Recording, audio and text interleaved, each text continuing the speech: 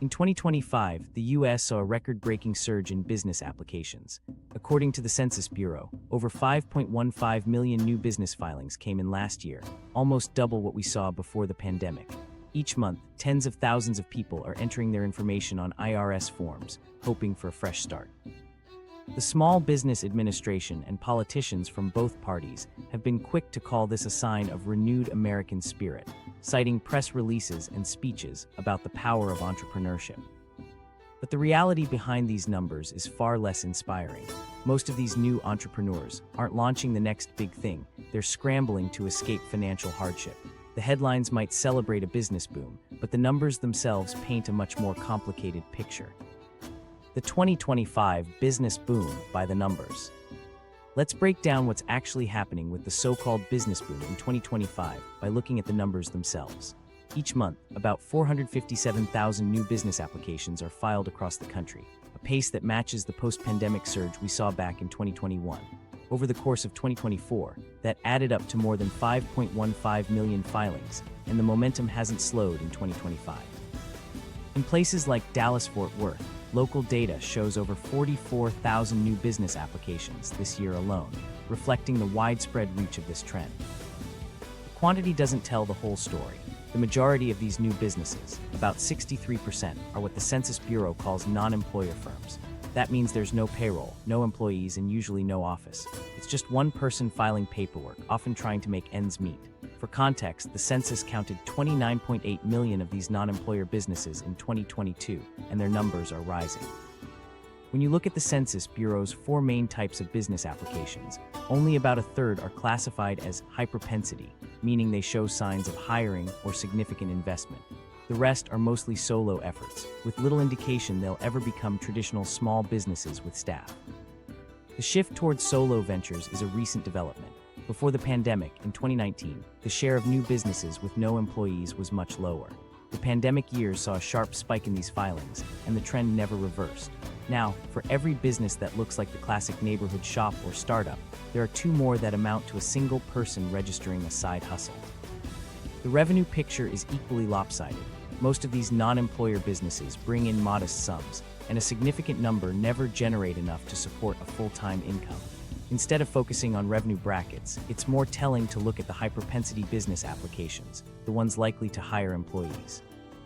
In June 2025, there were about 165,555 of these filings, which is only a fraction of the total, and just 3.3% higher than the previous month. The vast majority of new registrations aren't setting up to hire anyone, they're simply trying to cover basic expenses. Looking at what kinds of businesses people are starting, the pattern is clear. The fastest growing segments are freelance services, gig work, and online reselling. These aren't the kind of ventures that attract investors or create jobs for others. They're practical responses to economic pressure, not the result of long-term planning or big dreams. Platform companies have also played a role, automatically registering gig workers as independent businesses. When someone signs up to deliver groceries or drive for a rideshare company, they're often counted as a new business in official statistics, even though their work is tightly controlled by the platform. Regionally, the South leads the surge, with 201,974 new filings in June 2025, a 1.3% increase from the previous month.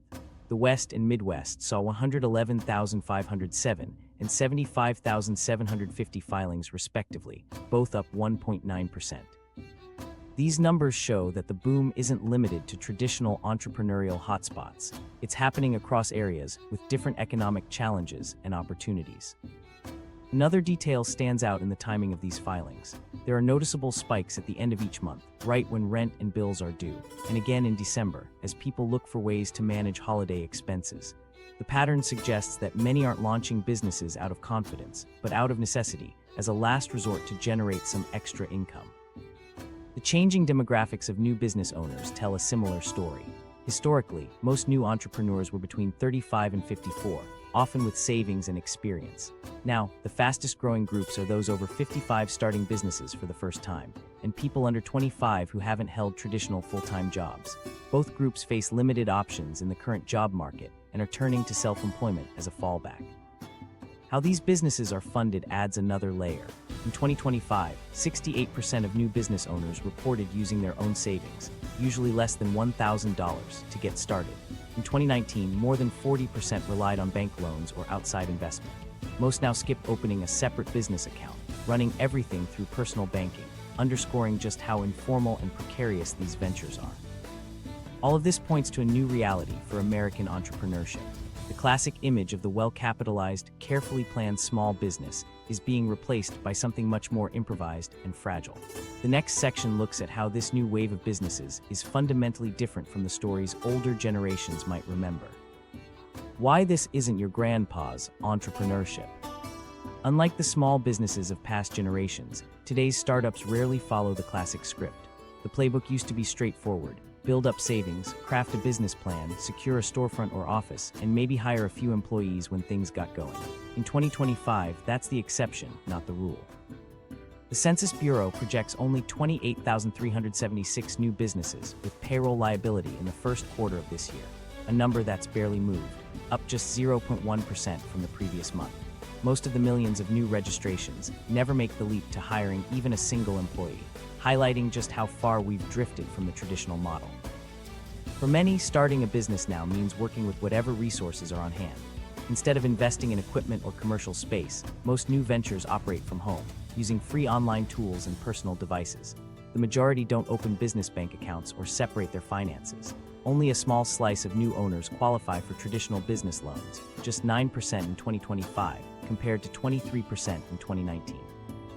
The rest cobble together funds from credit cards, modest savings, or by selling personal belongings. The result is a landscape where the typical business is underfunded and precarious from day one. The revenue numbers paint a stark picture. While the average small business with employees brings in over $1 million a year, the average non-employer business, those with no paid staff, makes just under $48,000 annually. But even that figure can be misleading. IRS data shows that more than 40% of new LLCs report zero revenue in their first 6 months, and another 35% report less than $10,000 a year. These aren't thriving enterprises, they're attempts to patch holes in household budgets. The structure of these operations reflects their temporary nature. 70% of new businesses use only free software, with no investment in paid tools or infrastructure. Nearly 60% operate from personal residences, often with no dedicated workspace. Most keep business and personal finances completely mixed, making it difficult to track performance or plan for growth. There's little sense of permanence or long-term vision, just a focus on getting through the next month. The industries seeing the most activity are those with the lowest barriers to entry. Over 60% of new registrations are in gig services, online resale, or freelance contracting. These sectors require little to no upfront investment and are dominated by platforms that set the terms and take a cut of every transaction. The control that classic small business owners once enjoyed, setting prices, choosing clients, building a brand, has been replaced by the unpredictable logic of platform algorithms. This shift has created a new class of business owner, the precarious entrepreneur. On paper, they run their own companies. In practice, they have less security and autonomy than many traditional employees. Algorithms determine when and how much they earn, and there's little room for negotiation. The average solo operator today has about as much control over their work as a retail cashier, but with the added stress of managing taxes, expenses, and unpredictable income. Surveys reveal the psychological strain behind these numbers. Financial anxiety runs high, with new business owners reporting stress at 3 times the rate of traditional employees. Nearly 70% say they feel stuck, continuing with their businesses only because other options are limited. The myth of the passionate, risk-taking entrepreneur doesn't match the reality for most. Necessity, not ambition, drives these choices. Even among those who manage to hire, the scale is shrinking. The typical new employer business in 2025 has just over 1 paid worker, often a family member. A decade ago, that average was 3.5. Hiring is less about growth and more about coping with workload, usually without the resources to staff up properly. Short-term thinking dominates. Where older small businesses aimed for 5-year plans, today's entrepreneurs make decisions week by week, based on immediate cash flow. Over half say their planning consists of figuring out which bills can be postponed until the next payment comes in. Beneath the surface, many of these so-called businesses aren't businesses in any traditional sense. They're a response to economic pressure, a way to keep the lights on when other options have run out. The gig economy mirage.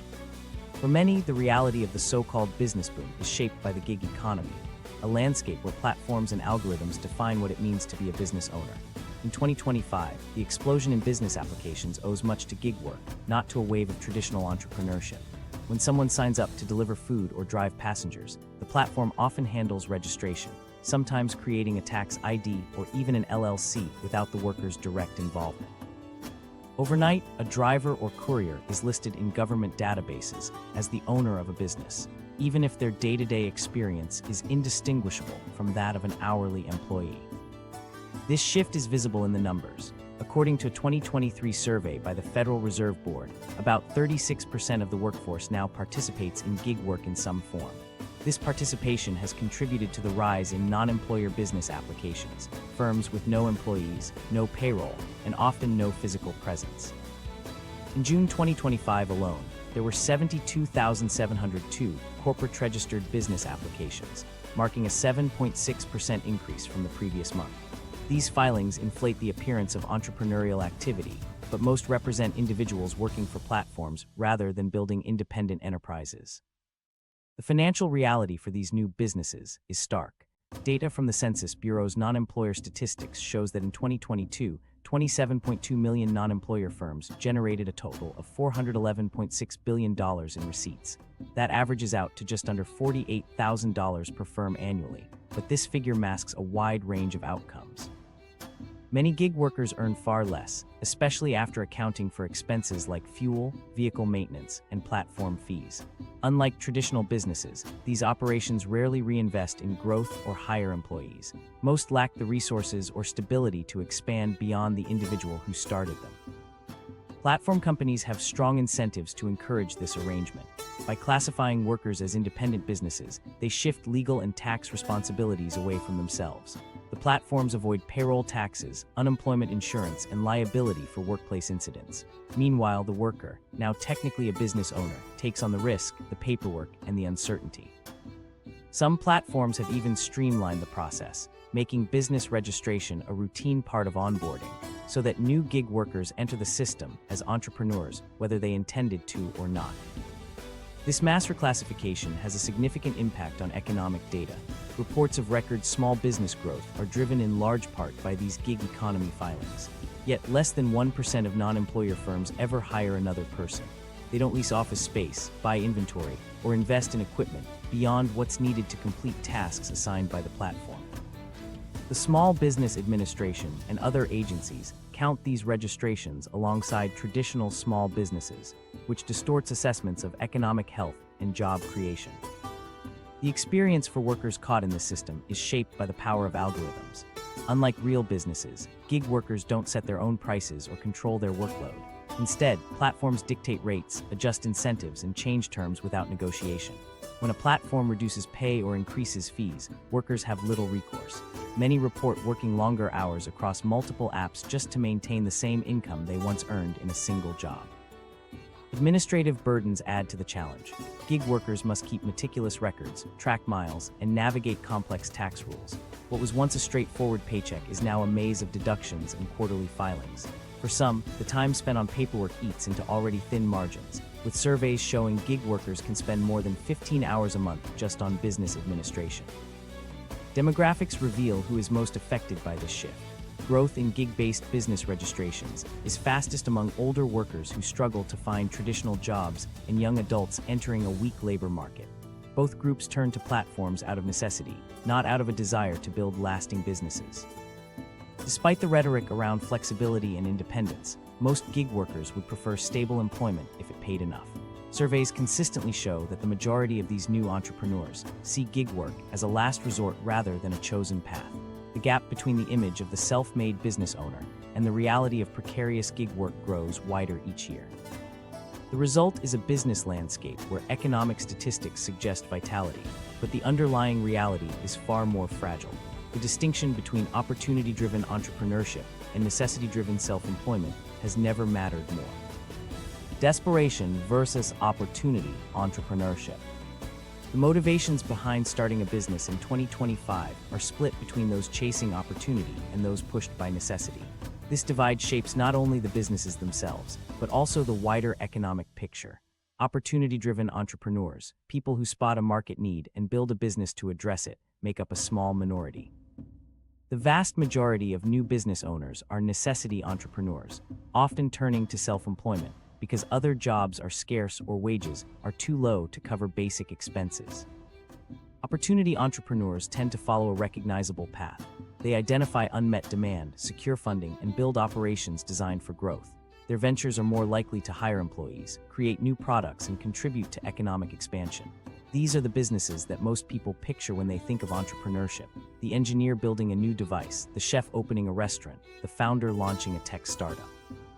Census data shows that, in June 2025, only 28,376 new business applications were projected to become employer businesses with payroll liability within 4 quarters, out of 457,407 total filings that month. That's about 0.1%, a figure that highlights how rare it is for new businesses to make the leap to job creation and long-term stability. Necessity entrepreneurs operate differently. Instead of pursuing a vision, they often monetize whatever skills or assets they already have. This might mean freelancing, driving for a delivery app, selling crafts online, or offering services to neighbors. Their businesses rarely hire anyone else, and most never grow beyond the founder. Many of these new ventures disappear quickly. Census data suggests most non-employer businesses never convert to employer status, and many close within a year or two, especially when better employment options become available. This pattern isn't unique to the United States. In regions like Latin America and the Caribbean, where informal work is widespread and traditional jobs are limited, necessity-driven entrepreneurship is common. Their self-employment is often a way to survive rather than a path to prosperity. In the US, a similar trend is emerging. Nearly half of all new businesses have no paid employees, and the share of solo ventures continues to rise. The American entrepreneurial landscape increasingly resembles that of countries where informality and economic insecurity drive business formation. Women play a significant role in this shift. In 2022, women owned 42.7% of the nation's 29.8 million non-employer businesses, generating $411.6 billion in receipts. Many of these businesses are started out of necessity, particularly by single mothers or caregivers facing high childcare costs and limited job flexibility. Their ventures often reflect sectors with low barriers to entry, care services, crafts, food preparation, but offer little potential for growth or long-term security. Geography tells its own story. Areas hit hard by industrial decline or job losses see spikes in new business registrations, as workers look for any way to replace lost income. In these regions, it's common to see people registering multiple micro-businesses at once, hoping that at least one will succeed. But with so few new businesses converting to employer status, the reality is that most are short-lived, providing only temporary relief. Gig economy and platform work reinforce this trend. Apps and online services routinely encourage workers to formalize their status as independent businesses. For many, this isn't a step toward building a company, but a way to keep working under changing employment rules. About a third of necessity entrepreneurs report juggling multiple gig apps, often with no path to building stable careers or acquiring transferable skills. The financial picture for necessity entrepreneurs is volatile. Their incomes swing from month to month, reflecting the instability of gig work and short-term service jobs. Many operate at a loss after accounting for expenses, and few accumulate savings or assets. While opportunity entrepreneurs might see steady growth, necessity entrepreneurs face unpredictable earnings and little hope of upward mobility. These distinctions matter. Government programs and policy debates often treat all new businesses as signs of economic strength, ignoring the difference between opportunity-driven ventures and those started out of desperation. Economic development programs, designed for growth-oriented businesses, do little for people using self-employment as a stopgap. The result is a system that celebrates rising business formation numbers without addressing the underlying causes or the fragile reality behind much of this activity. This misalignment has consequences for how policymakers and the public interpret economic data. When every new business registration is counted as a success, it becomes easy to overlook the struggles of those forced into entrepreneurship by necessity. The surface narrative of booming entrepreneurship masks deep economic challenges that don't show up in headline numbers. This disconnect sets the stage for how business formation statistics get used in public debate and policymaking. The political theater of success. Public officials and agencies often highlight surging business application numbers as evidence of economic strength and successful policy. Press releases from the Small Business Administration repeatedly cite headline-grabbing totals: 407 new business applications in June alone, while sidestepping what those numbers actually represent. The focus remains on raw application volume, not on the far smaller share of filings with any real likelihood of hiring or sustained growth. This approach shapes public perception. When a governor or senator touts a record number of new businesses in their state, the underlying details are almost always missing. The distinction between a gig worker automatically registered by a platform and a business with employees rarely enters the conversation. The nuance between high-propensity business applications, those indicating plans to hire or showing other signs of becoming operational, and general filings, is lost in the rush to claim credit for economic dynamism. The Census Bureau's own data makes the difference clear. In June 2025, high-propensity business applications represented less than a third of total filings. These are the applications most likely to become businesses with payroll, yet the vast majority of press coverage and official statements reference the larger, undifferentiated totals. The result is a public narrative that equates paperwork with progress, even as the underlying business landscape shifts towards solo ventures and gig-based work. Meanwhile, the National Federation of Independent Businesses' Small Business Optimism Index tells a more subdued story. The index dropped to 98.6 in June, only slightly above the long-term average, and key indicators point to caution rather than confidence. Just 7% of owners expected higher sales volumes, and only 21% plan to make capital investments in the coming months, a sign that most are not betting on rapid growth. These numbers run counter to the narrative of a booming entrepreneurial renaissance.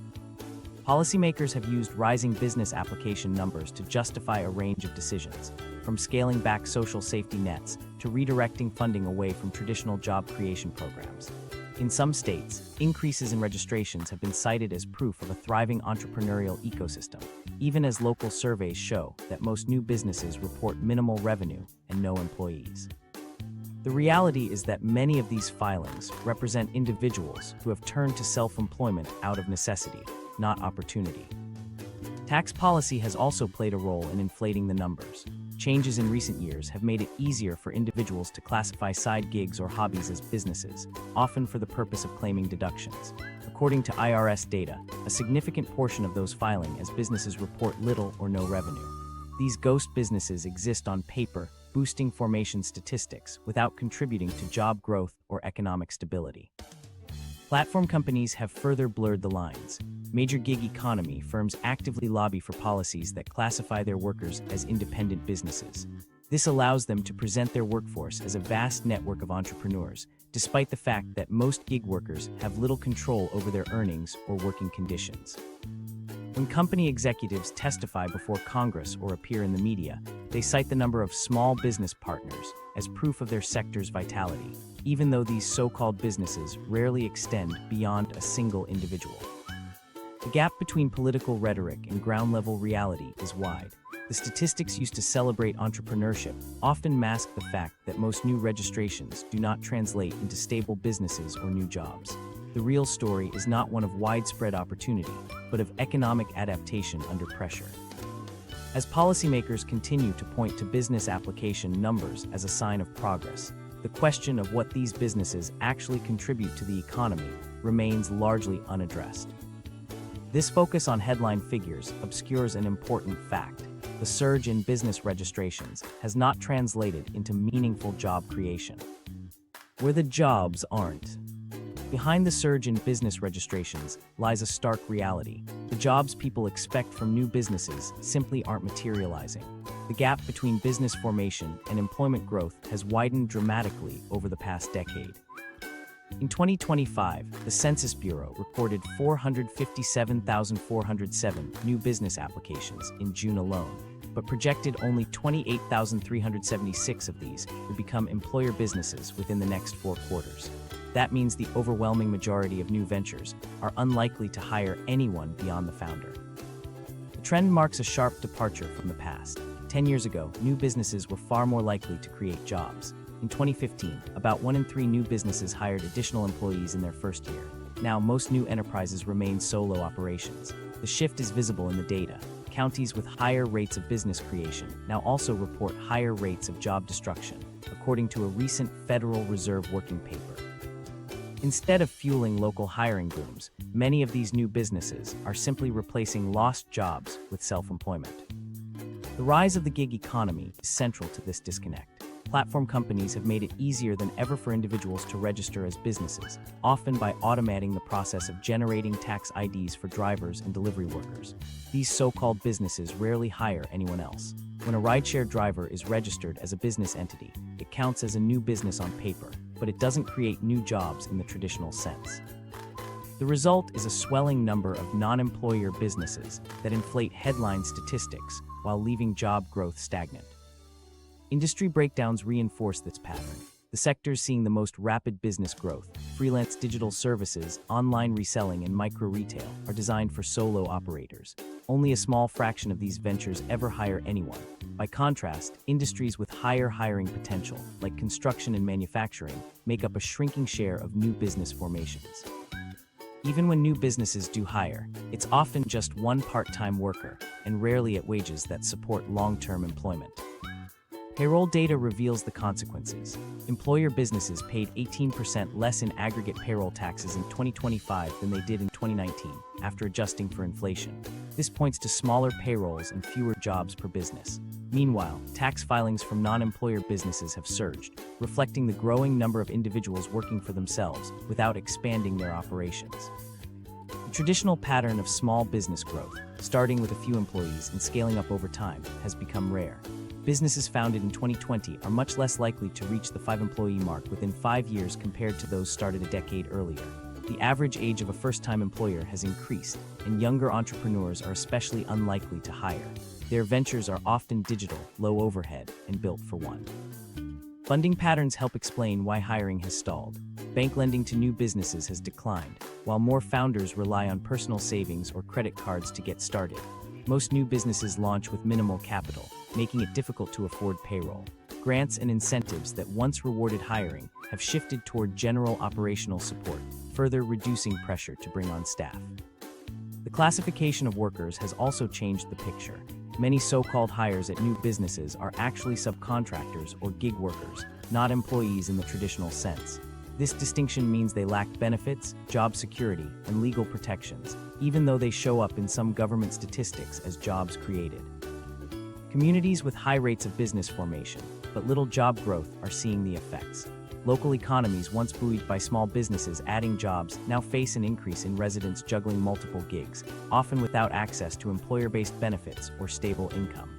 Social services and public assistance programs feel the strain as more people struggle to make ends meet despite technically being business owners. This reversal of historical patterns is hard to ignore. Where entrepreneurship once signaled opportunity and job creation, it now often points to economic distress and fragmented work. The regions with the most new businesses are not the ones with the most new jobs. Instead, business formation has become a marker of people trying to patch together income in the absence of stable employment. As the nature of work shifts, so does the meaning of entrepreneurship. The data shows that for many, starting a business is no longer about building something that grows. It's about finding a way to survive. This new reality shapes not just the job market, but the daily experience of those behind the record numbers. The side hustle trap. For many Americans, the rise in business registrations isn't about launching a startup with a vision. It's about trying to survive a fractured economy. The so-called side hustle has become the default for millions. According to a Federal Reserve survey, 36% of the workforce now engages in gig work of some kind, often out of necessity rather than choice. The image of the entrepreneur as a focused builder of a single business doesn't match what's actually happening. Instead, people cobble together income from a mix of platforms, gigs, and odd jobs, all while hoping that the next opportunity will be enough to pay the bills. This multi-platform approach is less a strategy and more a form of financial triage. A typical gig worker might drive for a rideshare company in the morning, deliver groceries in the afternoon, and take on freelance digital work in the evening. The goal isn't growth or efficiency, it's to keep money coming in from as many directions as possible. Rather than building a business, most are just trying to stay afloat. The structure of gig work makes it difficult to focus or specialize. Platforms are designed to maximize engagement and flexibility, but that flexibility comes at a cost. Most apps control when and how workers receive assignments, forcing them to remain constantly available and ready to switch tasks at a moment's notice. This prevents gig workers from developing deep expertise or building a client base that could lead to higher earnings. Instead, they remain stuck at entry-level pay, unable to break out of the cycle. Administrative burden is a major part of this trap. Unlike traditional employees who receive a single paycheck and a W-2, gig workers must keep track of income from multiple sources, manage their own taxes, and handle all the paperwork that comes with running several micro-businesses. Census data shows that most non-employer business filers never transition to hiring anyone else, in part because so much time is lost to managing paperwork and compliance. The hours spent tracking receipts, logging expenses, and filing quarterly taxes add up, but rarely result in business growth. The financial side of the side hustle trap is just as punishing. Platform fees, equipment costs, background checks, and subscriptions eat into already thin margins. Workers pay out of pocket to maintain access to these platforms, but these expenses don't lead to higher future earnings. They're simply the price of staying in the game. After accounting for costs and self-employment taxes, many gig workers find their take-home pay is lower than what they earned in traditional employment, even as they put in longer hours. Scheduling is another challenge. Gig work requires workers to chase peak demand across multiple platforms, leading to fragmented days and unpredictable income. Instead of a steady workweek, there are bursts of activity followed by idle hours, with little control over when or how much money comes in. Time that could be spent developing ghost businesses haunting the data. Amid the surge in business registrations, a significant share never translates into real economic activity. These so-called ghost businesses, entities that exist only on paper, have become a defining feature of recent business formation data. The Census Bureau's figures show that non-employer businesses reached nearly 29.8 million in 2022, up 4.7% from the previous year. Yet a closer look reveals that nearly 1 in 5 new filings, or about 19%, are ghost businesses, registered entities that report no revenue, never hire, and often never operate at all. Ghost businesses emerge for a variety of reasons. Some are created intentionally to capture tax benefits. Individuals form LLCs or corporations to write off personal expenses, hoping to reduce their taxable income. It's common to see consulting firms with no clients, personal service companies with no bookings, or online resale businesses that never complete a transaction. The IRS refers to many of these as non-employer non-filers, entities that register, claim deductions, and then vanish without ever filing a business tax return. In 2025, over 1 million new businesses reported zero revenue after 6 months, a pattern that distorts the picture of economic vitality. The impact of these phantom firms is visible across sectors. Consulting, personal services, and online resale account for more than 60% of ghost business filings. These fields are easy to enter and require little or no startup capital, making them prime territory for paperwork entrepreneurship. For example, tens of thousands of consulting LLCs are created each year with no intention of ever landing a client, just to deduct home office expenses or technology purchases.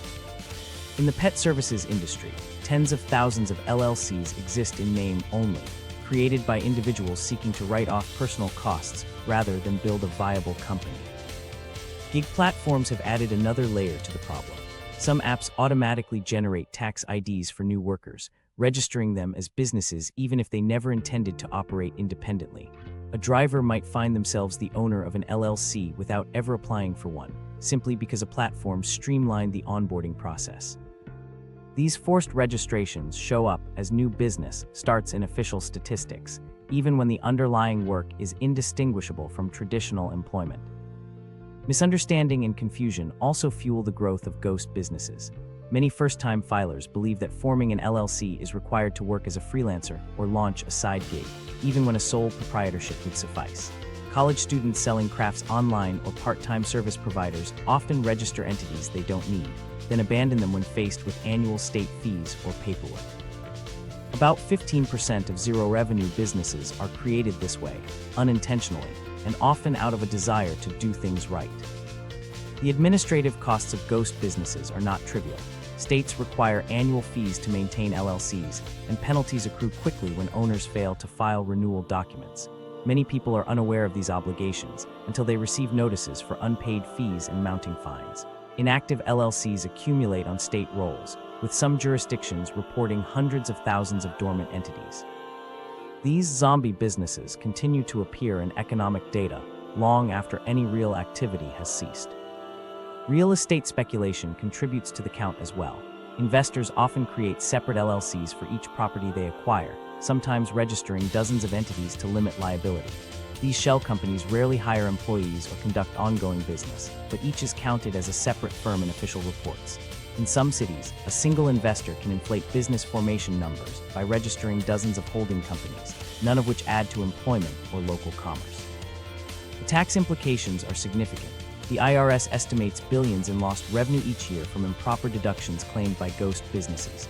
Audits remain infrequent, making it easy for individuals to risk claiming personal expenses as business write-offs. The proliferation of zero-revenue LLCs and corporations has widened the tax gap, while enforcement lags behind the scale of the problem. The government's reporting methods amplify the distortion. The Small Business Administration and Census Bureau count every new employer identification number as a business start, regardless of whether the entity ever operates. Nearly 400,000 EINs issued in 2025 went to businesses that never filed taxes, adding further noise to the data. As a result, headline figures on business formation dramatically overstate the number of active, revenue-generating firms. Analysts now struggle to separate genuine entrepreneurial activity from paperwork. Traditional metrics treat every registration equally, whether it's a major retailer opening a new location or a hobbyist forming an LLC to deduct equipment. The result is an inflated sense of small business growth and economic dynamism that doesn't hold up under scrutiny. These distortions aren't just academic. When policymakers, lenders, and regulators rely on inflated business formation numbers, they risk making decisions based on a false sense of economic strength. The consequences reach far beyond spreadsheets and databases, shaping the way leaders respond to economic challenges and set policies that affect millions. How this warps economic policy. When policymakers rely on new business registration numbers to guide economic decisions, the result is a distorted understanding of what's actually happening in the labor market. The assumption that more businesses automatically signal economic health doesn't hold up under scrutiny. Government agencies, including the Federal Reserve, use these headline figures to inform everything from interest rates to budget allocations. But as recent research has shown, the reality is far more complicated, and often the data leads policy in the wrong direction. A working paper from the Federal Reserve Board and the University of Maryland found that counties with high rates of business creation also experienced higher rates of job destruction. Instead of more businesses translating to more jobs, the opposite often occurs. The study points out that much of the recent surge in business formation is driven by people who have lost stable employment and are starting ventures out of necessity, not opportunity. These businesses rarely grow or hire, and many disappear within a year. As a result, the data that policymakers use to justify tightening monetary policy or scaling back social support programs is fundamentally flawed. The consequences ripple through every level of government. When the Fed sees record business applications, it interprets them as a sign of economic strength and may respond by raising interest rates. But if those applications represent people scrambling for survival, higher rates only make things harder, raising borrowing costs and pushing struggling entrepreneurs further to the margins. The same flawed logic plays out in state and local policies. Governors and agency heads point to rising business registrations to justify cutting unemployment benefits or shifting resources away from job training. The belief is that a surge in entrepreneurship means fewer people need help, when in fact, the underlying need has only grown. This misreading of the data extends to federal spending priorities. Congress has redirected billions from workforce development to entrepreneurship support, assuming that more business registrations mean a healthy pipeline of job creators. In practice, much of this funding ends up supporting gig platforms or short-term microbusinesses that do little to create stable employment. The Economic Innovation Group found that most program participants still earn below the poverty line years after launching their businesses. The numbers look good on paper, but the lived experience is one of ongoing insecurity. Local governments add to the confusion with tax incentives and business fee waivers aimed at encouraging entrepreneurship. These programs often attract people who cycle through short-lived ventures, registering new businesses every year or two to qualify for benefits. City records show thousands of active businesses that haven't generated revenue or hired anyone, but still count as successes in official reports. The churn distorts economic indicators and makes it harder to assess real progress. Banks and insurers are not immune to these distortions. Lenders see a flood of small business loan applications, but many come from individuals who are effectively unemployed and looking for a bridge to their next job. Insurers notice more microbusinesses dropping group plans in favor of individual coverage, driving up premiums and undermining risk pools. These shifts reflect adaptation to economic stress, not growth or optimism.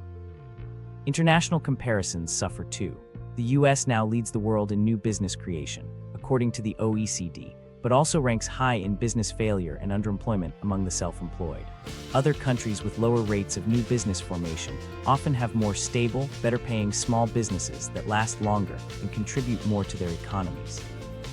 Housing and consumer policy also get caught in the feedback loop. Mortgage lenders increasingly accept business bank statements instead of W-2s, assuming that entrepreneurship signals financial stability. Yet many applicants are gig workers with volatile incomes, and default rates on these loans are higher than for traditional borrowers. Consumer confidence surveys count plans to start a business as a positive sign, but most respondents see it as a last resort, not a vote of confidence in the economy. The feedback loop is difficult to break. As policymakers point to inflated business formation numbers as proof of success, they justify further cuts to social programs and workforce supports. This pushes even more people into precarious self-employment, which then gets counted as another round of economic progress. The cycle continues, masking the underlying reality of economic stress and instability. What's missing from these policy debates is a clear-eyed look at why so many people are registering businesses in the first place. The numbers don't reflect a wave of new opportunity. They reflect a labor market that no longer provides security for millions.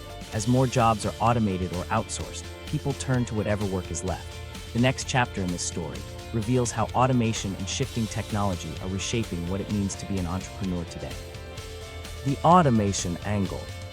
Automation's impact on entrepreneurship is visible in every corner of the labor market. As machines and software replace traditional jobs, displaced workers often find themselves pushed toward gig work or self-employment, not because they see opportunity, but because other options have disappeared. The kinds of tasks that once provided stable employment, warehouse operations, call center support, even basic bookkeeping, are now handled by algorithms, robots, and AI-driven systems. For many, the only path left is to register a business and hope that the next wave of automation doesn't reach them too quickly. This shift isn't just anecdotal. Analysis by Ryan Decker and John Haltiwenger shows that business application filings surge during economic downturns, especially in periods marked by rapid automation. These filings aren't a sign of entrepreneurial confidence. They're a response to job loss and economic uncertainty. Workers who once relied on factory jobs, administrative support, or customer service roles now turn to delivery services, cleaning, and freelance digital work. But these new ventures often sit directly in the crosshairs of the same technological trends that displaced their previous jobs. The gig economy acts as a kind of holding area for those displaced by automation. It offers flexibility and the chance to experiment with new forms of work, but it rarely provides stability. Many gig jobs, food delivery, ride-sharing virtual assistants, are themselves at risk of being replaced by new technology. Companies continue to invest in AI-driven logistics, robotic cleaning systems, and automated customer support, narrowing the space for human workers each year. The result is a cycle in which people leave automated jobs for gig work, only to face automation again in their new roles. Artificial intelligence has changed the landscape in unexpected ways. AI tools now handle tasks that used to require entire teams: predictive analytics, digital marketing, even basic product development. For some, this lowers the barrier to entry, allowing individuals to launch businesses with minimal resources. A single person can now use AI to manage their accounting, design marketing materials, and respond to customer inquiries. This makes entrepreneurship more accessible, but it also means that the skills people develop in these roles quickly become obsolete as AI systems improve. The nature of leadership and management is changing as well. In startups and small businesses, the value of a manager is increasingly measured by their ability to oversee digital workers, AI agents, automated systems, and software bots. The pace of adoption is fastest among new ventures, where the pressure to stay lean and efficient drives rapid integration of new tools. This shift creates a moving target for workers trying to keep up.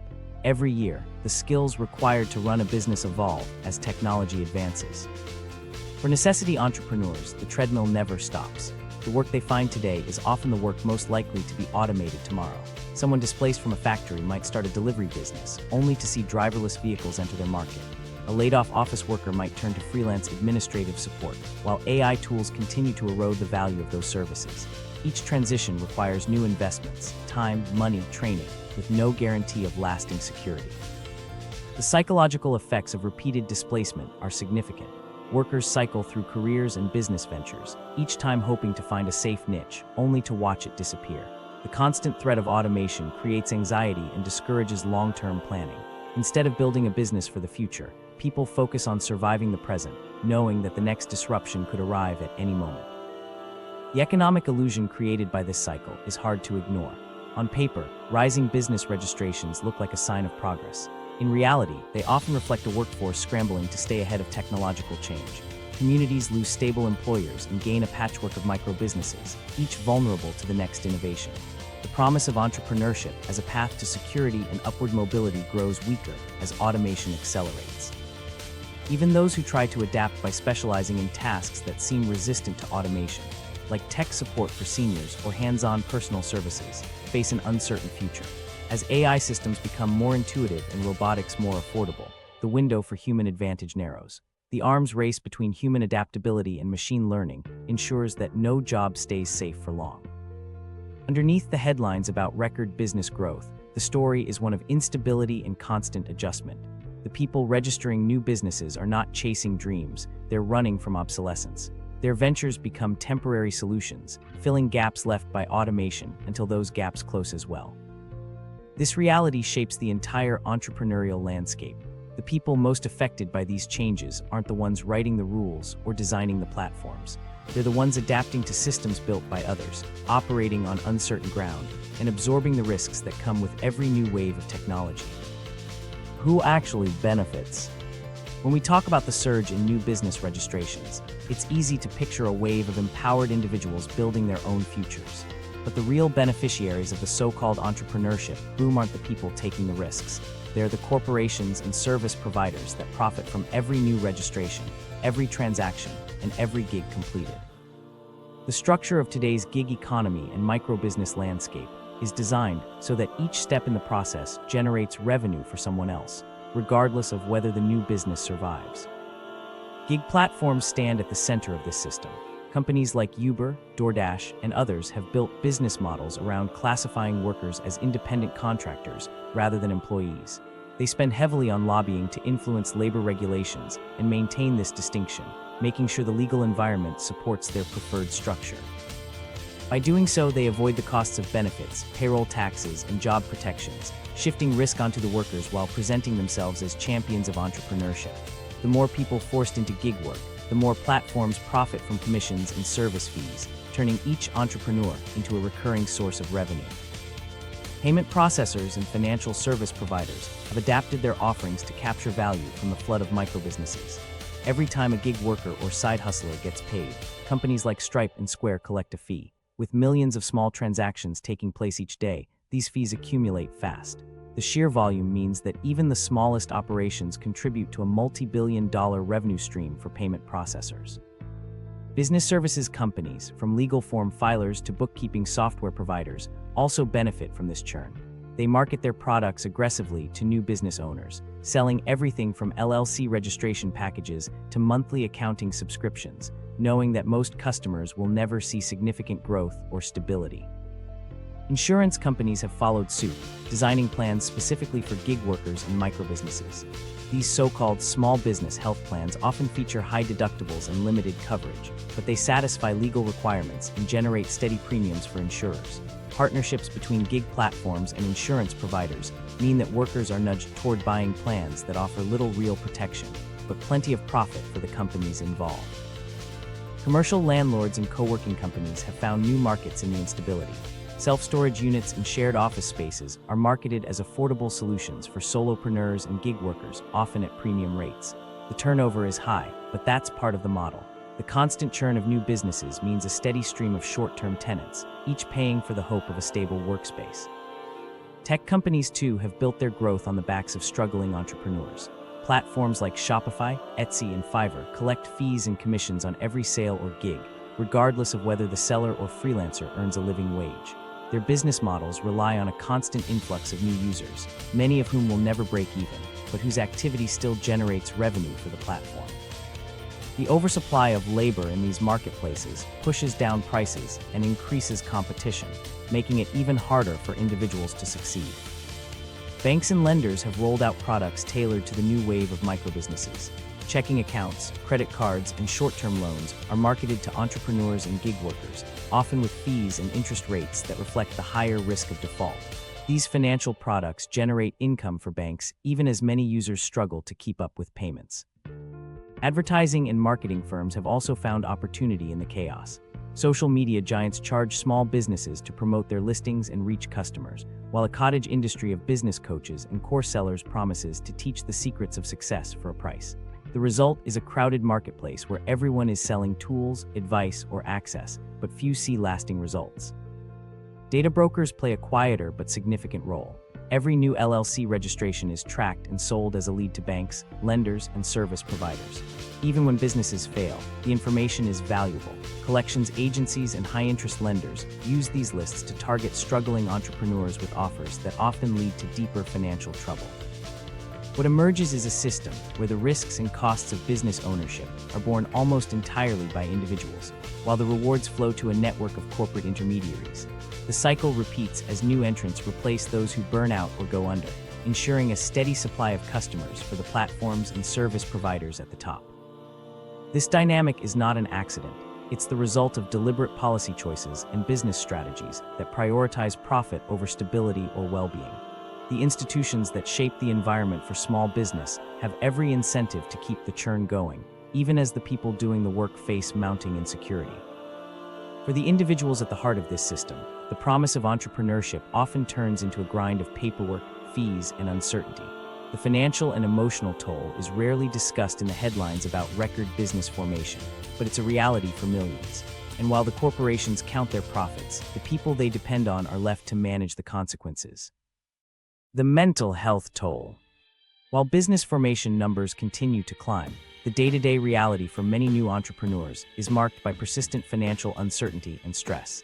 The mental health challenges that come with this instability are well documented in recent research. Gig workers and necessity entrepreneurs, who make up the bulk of recent business applicants, are especially vulnerable.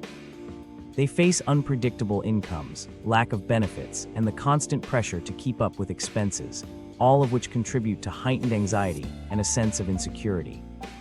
Income volatility is a defining feature of the gig economy and solo entrepreneurship. A month of good earnings can be followed by weeks of lean work, making it difficult to plan or save. This unpredictability leads to ongoing worry about meeting basic needs. Without employer-sponsored health insurance, retirement plans, or paid leave, these workers are left to manage all aspects of their financial and personal well-being alone. The absence of a safety net means that a single unexpected expense, a car repair, a medical bill, or a dip in demand, can have outsized consequences. The administrative side of gig work adds another layer of stress. Handling taxes, tracking expenses, and navigating regulations are tasks that fall entirely on the individual. Many gig workers lack the financial literacy or resources to manage these responsibilities efficiently, increasing the risk of mistakes and penalties. The time spent on paperwork and compliance is time not spent earning or resting, further eroding work-life balance. Isolation is common among necessity entrepreneurs. Unlike traditional workplaces, where colleagues provide social support and a sense of community, gig work is often solitary. The lack of interaction can intensify feelings of loneliness and make it harder to manage stress. Digital platforms may connect workers to customers, but they rarely foster meaningful relationships. The result is a workforce that operates in isolation, cut off from the informal support networks that help buffer against the pressures of unstable work. Access to healthcare is another major concern. Many new business owners and gig workers delay or forego medical care due to cost or lack of insurance. High-deductible plans, if available at all, can deter people from seeking help until problems become severe. This avoidance can worsen both physical and mental health outcomes over time. Those dealing with chronic conditions or mental health challenges are especially at risk, as ongoing care becomes a luxury rather than a necessity. Relationships at home often feel the strain. Financial instability and erratic schedules can lead to tension between partners and family members. Arguments about money or time spent working are common, and the uncertainty of gig income makes it hard to plan for the future. The pressure to be constantly available for work, answering notifications, picking up last-minute gigs, or managing multiple platforms leaves little room for rest or quality time with loved ones. The culture surrounding entrepreneurship and gig work often downplays these struggles. Motivational messages and hustle narratives encourage workers to push through exhaustion and ignore warning signs of burnout. Social media and platform marketing highlight success stories, but rarely mention the toll that constant instability takes.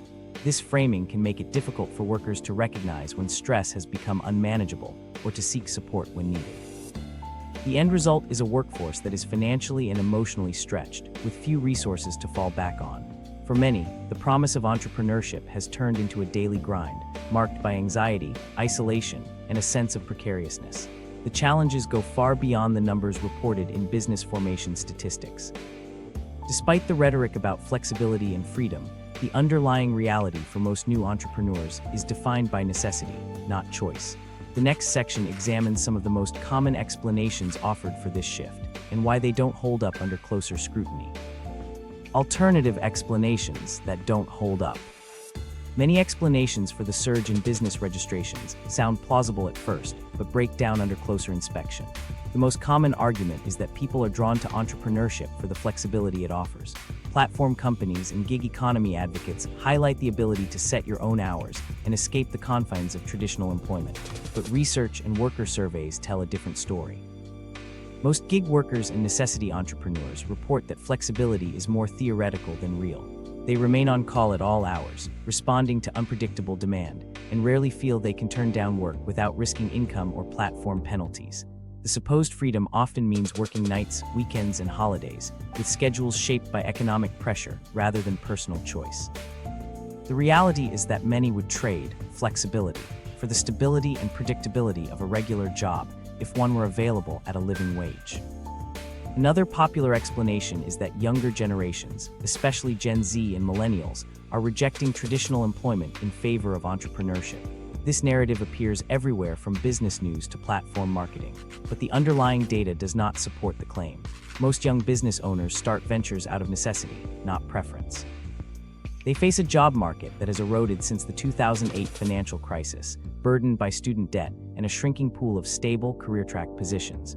When traditional jobs open up, offering reasonable pay and benefits, applications flood in from people who previously ran side hustles or gig businesses. The preference for entrepreneurship disappears when stable employment becomes a real option. The trend is less about a generational shift in attitudes and more about the narrowing of choices in the labor market. The idea that a boom in microbusinesses signals a healthy, innovative economy also falls apart under scrutiny. In countries with strong worker protections and robust social safety nets, the rate of necessity entrepreneurship is much lower. There, people do not need to create businesses just to survive between jobs. Instead, business formation remains steady and is more likely to reflect genuine opportunity.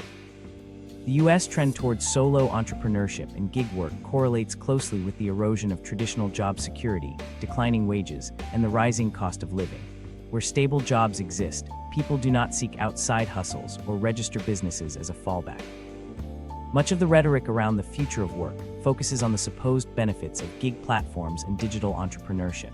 Yet most of these businesses cluster in industries where automation and corporate restructuring have eliminated stable employment. Delivery services, rideshare driving, and freelance digital work are not the result of new ambitions. They are what remains after other options have disappeared. The pattern is not one of widespread innovation, but of adaptation to a labor market with fewer and fewer secure positions. Economic data supports this interpretation. Spikes in business applications consistently follow periods of rising unemployment, expiring benefits, or increases in the cost of living. The timing of these surges reflects distress, not optimism.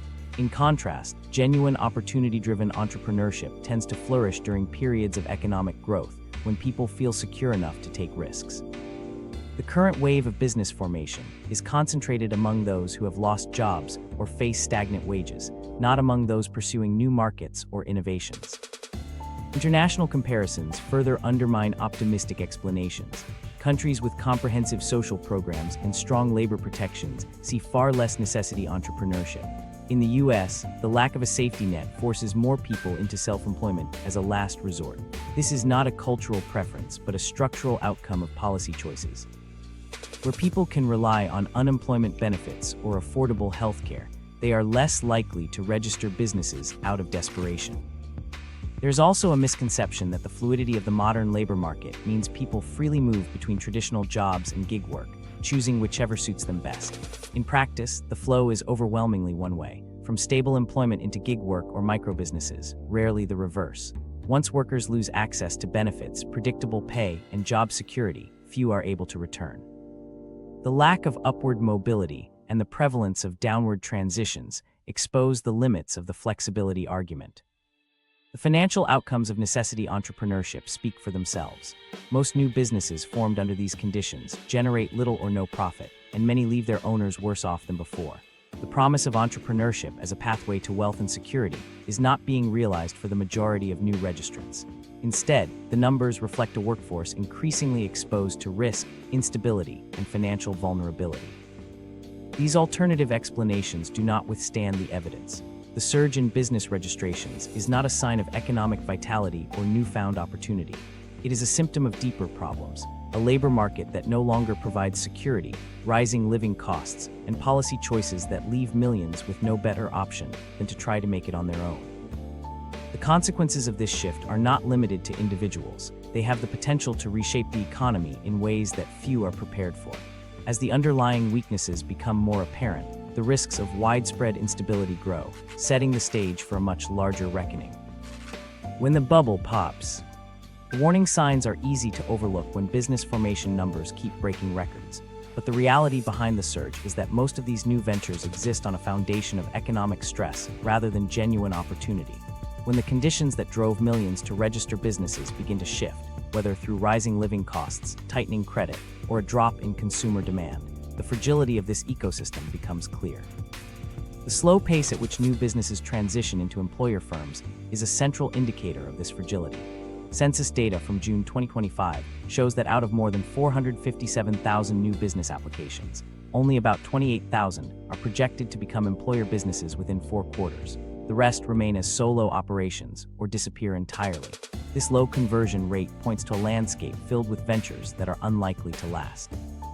Many of these micro-businesses are started by individuals with limited resources, often as a last resort.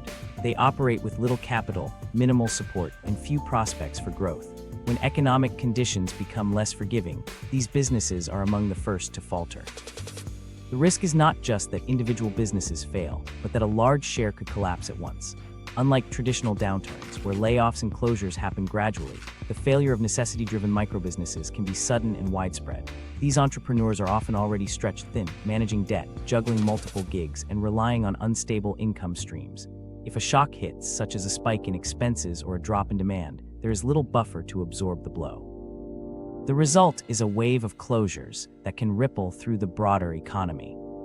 Consumer spending is especially vulnerable in this scenario. Many necessity entrepreneurs support themselves and their families with the income from their businesses, even if that income is inconsistent. When these ventures fail, household spending contracts sharply.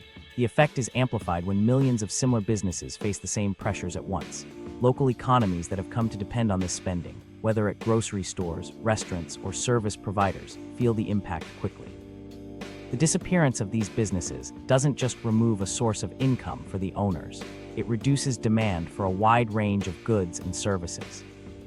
Credit markets could also tighten in response to rising defaults. Banks and lenders have extended credit to many of these new businesses, often with limited vetting. If defaults increase, financial institutions may respond by raising standards for all borrowers, making it harder for even established businesses to access funding. This contraction can slow economic activity further, creating a feedback loop that deepens the downturn. Municipal budgets are not immune. Cities and towns that have relied on business license fees, sales taxes, and other revenues from a growing microbusiness sector could see sudden shortfalls. The loss of these businesses also means fewer customers for local retailers, less demand for commercial space, and less activity in the broader community. Local governments may find themselves facing higher demand for social services just as their revenue base shrinks. The broader economic environment becomes more precarious as these failures accumulate. The interconnectedness of today's economy means that the collapse of microbusinesses can disrupt supply chains, reduce employment opportunities, and erode confidence across sectors. Unlike previous cycles, where new business formations signaled future growth, the current wave carries a higher risk of widespread instability. Still, not every story ends in collapse. Some necessity entrepreneurs do manage to turn their ventures into lasting businesses. These exceptions stand out, but they are rare. The question is whether the current environment can support more of these transitions, or if the system will continue to produce fragile businesses that struggle to survive. Is there any real upside? Despite the bleak reality for most new business filers, there is a small but meaningful upside worth examining. Data from Stanford and the National Bureau of Economic Research consistently show that about 3% of necessity entrepreneurs, those pushed into business ownership by economic distress, manage to build sustainable, growth-oriented companies. These rare cases demonstrate that, even in a landscape shaped by instability and low margins, genuine opportunity can emerge. The ventures that make this leap tend to create jobs, generate real revenue, and contribute to local economic growth. They are not just statistical blips, but evidence that, under the right conditions, entrepreneurship can still serve as a vehicle for upward mobility. What distinguishes these successful outliers is less about individual genius and more about access to resources, networks, and support. Many of the 3% who transition from survival mode to opportunity entrepreneurship have access to mentorship, existing skills that match market needs, and some form of a safety net, whether it's family support, affordable healthcare, or temporary income assistance. Their stories are not typical, but they do highlight the factors that make the difference between a fleeting side hustle and a real business. Without these supports, most necessity entrepreneurs remain stuck, unable to grow beyond the basics of self-employment. The policy landscape plays a role here. Regions and countries that have introduced hybrid classifications, offering partial benefits to early-stage entrepreneurs, reducing reporting burdens, or allowing continued access to social programs during business testing, see higher rates of successful transitions. Instead of treating all business owners the same, these systems acknowledge the reality that most new ventures are experiments, not established companies. When governments provide targeted support, such as access to shared workspaces, flexible tax arrangements, or microloans with income-based repayment, the odds of genuine business creation improve. These interventions don't guarantee success, but they do give more people a fighting chance to move beyond mere survival. The changing landscape of funding is another area where real upside exists. Traditional finance often ignores or rejects necessity entrepreneurs, but decentralized funding models, crowdfunding, community microloans, and revenue-based financing are opening doors that were previously closed. These approaches don't require the kind of track record or collateral demanded by banks. They allow entrepreneurs to test ideas, scale gradually, and avoid the pressure to pursue hypergrowth. While not a panacea, these funding options help bridge the gap between informal gig work and formal business ownership. Technology, particularly AI, is also reshaping what's possible. While automation has displaced many workers, it has also lowered the barriers to starting and running a business. The most successful necessity entrepreneurs use AI and automation to handle administrative tasks, freeing up time to focus on growth and customer relationships. They treat technology as a tool for control, not as a system that dictates their every move. This distinction is crucial. Those who master the new tools can carve out sustainable niches, while those who remain trapped in platform-driven gig work rarely break through. Diversity in entrepreneurship is another area showing slow but measurable progress. Women and minority business owners are starting firms at higher rates, and when provided with fair access to credit and networks, they show strong survival and growth rates. The 2024 Annual Business Survey confirms that minority, women, and immigrant-owned businesses are not only growing in number, but are also more likely to innovate and secure venture capital than in previous years. These trends point to the potential for entrepreneurship to serve as a lever for broader economic inclusion, provided that the structural barriers are addressed. Still, these upsides remain exceptions, not the rule. The overwhelming majority of new business registrations reflect economic distress rather than innovation or growth. Celebrating the raw numbers without distinguishing between survival strategies and real entrepreneurship risks obscuring the actual challenges facing today's workforce. Until measurement and policy catch up with reality, the headline figures will continue to mislead. The small group of entrepreneurs who do succeed offer lessons about what's possible when the right supports are in place. But their stories also highlight how far the system is from delivering on the promise of entrepreneurship for the many. For most, the path is defined by risk, instability, and the hope that something better might follow. As the numbers keep climbing, it's worth asking what those filings really mean and what they reveal about the state of work and opportunity in America. The record-setting 457,407 new business applications filed in June 2025 and the 5.2 million over the year reflect a changing economic reality. Most of these filings are solo ventures, about 63% are non-employer businesses, and only 28,376 are projected to become employer firms within 4 quarters. This pattern points to a business landscape shaped more by necessity than by genuine opportunity. Rather than signaling broad prosperity, these numbers highlight how economic pressures are pushing people to register businesses as a last resort. Rising costs, stagnant wages, and limited access to stable employment have left many with few alternatives.